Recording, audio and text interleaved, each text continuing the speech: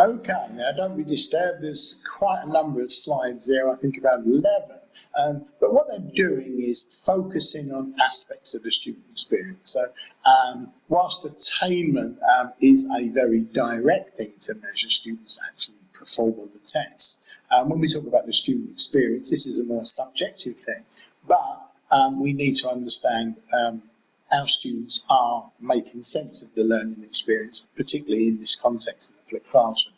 What are the particular things that are enhancing their learning as experienced by them, and what are the areas that perhaps are not working? So one area could well be that we want to use an activity. It could involve an EAT or a combination or a method plan, but a particular thing to create an intrinsic motivational spike in the learning area, to really do something that we think, wow, this is going to impact the students, get them motivated, get better attention engagement. So when you actually do this kind of evaluation, you can use a number of question formats. You may have looked previously at the different methods. Now, in the questionnaire, we typically might make a statement using a Likert scale, and we might ask questions such as, the first green one, the Padlet for sharing opinions with your classmates after reading the case study on X. X is whatever case study you use. If you're using a case study, it could be anything else. But you're basically defining an experience that the students would have had.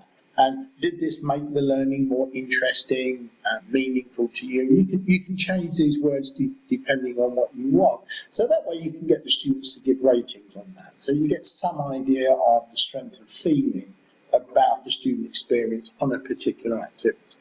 Now you can make this more general using the same format type. So you may have over a topic area, or it could be 6 or 7 weeks of lessons, perhaps the whole module, where you deliberately try to build in more intrinsic motivational strategies, and you want to see if the students have experienced this positive learning. So you might say, in this lesson, or in these lessons, or in this module, did you find the learning activities interesting and engaging? So again, you're getting a general overview. Now, the thing with rating scales and those types of questions is that they'll give you an indication of whether it's a kind of yes or no, and the level of, if you like, perception of whether it's yes or no. But you can instead use more open questions. And these can be combined in a questionnaire and interview situation to get a more in-depth understanding of the what and how the student learning experience. So you might actually say, well, what parts of the lesson, or what parts of the online environment, or whatever you want to focus in, were most interesting or engaging to you, and how did this help you to learn the topic area?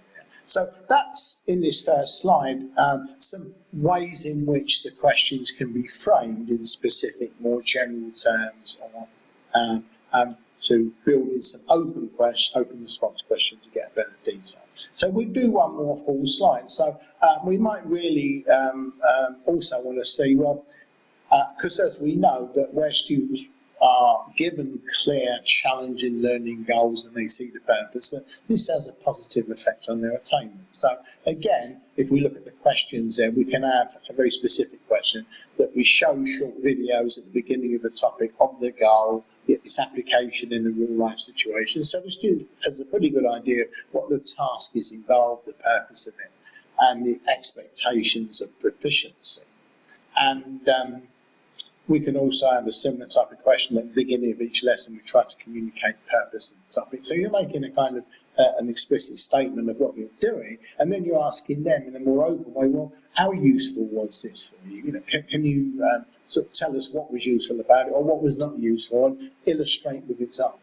So these are the types of lesson formats that we can use for different aspects of the student experience. So the next slides I'm just going to show, and we'll go through very quickly. Again, we want to look at, are we providing good two-way feedback to students? It's a very important aspects of the learning experience, very high effect size, if you remember John Hatton. And you can see again that there's questions here, very specifically, feedback from the Kahoot quiz, blah, blah, blah. The latter question is, how did the online feedback activities? Invariably, you identify which ones you use there, specifically help you to prepare for the face-to-face session. Okay, here we're focusing on the activation of prior knowledge. We know now that there's tools like Mentimeter, Socrative, that we can get students to do a quiz prior to the lesson, so we can check their prior knowledge, we can check what they've learned online, and we can provide a nice organiser for the session. So there's a couple of question formats there. Similarly, we might be interested in, are we creating a nice online presence for the online component, or even in the classroom? So, we're trying to get a feeling of how the group feels about their learning. Are they feeling positive about their learning? Was it fun? Because we know these things tend to create a good psychological climate. Here the focus is on, are we developing an understanding of the key concepts? As we know that we can't teach everything, so the fact that the key concepts and principles, if they're learned properly, will give students a decent understanding of the structure of the topic. So again, we've got questions there in different formats, from a more specific to a more general. So open question.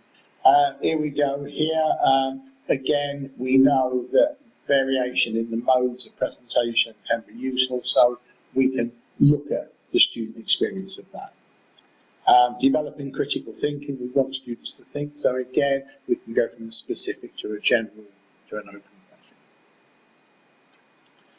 Here we're talking about the way we chunk up the information so that students don't get lost, don't get confused. We don't create excessive cognitive load. And very important area in all aspects of learning, face-to-face and online. And certainly it's something we have to be very mindful of in FLIP, and we want to know if our good strategies are working.